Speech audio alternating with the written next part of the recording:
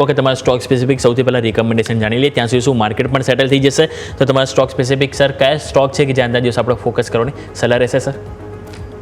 સો હું માનું છું કે આવા ફેઝમાં કે જ્યારે માર્કેટમાં વોલેટિલિટી અને જે રીતે વીકનેસ વધારે છે, તો એવા ફેઝમાં આપણે એવા સ્ટોક સાથે જોડાવવું જોઈએ કે જે સ્ટોક ઓલરેડી સારા એવા મોમેન્ટમમાં હોય અને જે ઓલરેડી 52 વીક હાઈની ઉપર હોય.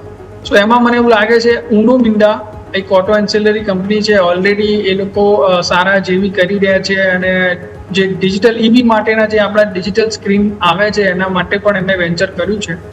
સો આ રીતે જોતા મને એવું લાગે છે ઉનો મિન્ડા એક સારી ચોઇસ હોઈ શકે છે. ઉનો મિન્ડા ઓલમોસ્ટ જો તમે જોશો તો 1300 રૂપિયાની આજુબાજુ ટ્રેડ કરી રહ્યો છે. તો આ જ પ્રાઇસ ઉપર ઓપનિંગ પ્રાઇસ ઉપર બાય કરવાનું રેકમેન્ડેશન કરીશ. 1180 ના એસએલની સાથે 1450 ટાર્ગેટ આવનારા 1 થી 2 મહિનામાં આવે એવું લાગે છે.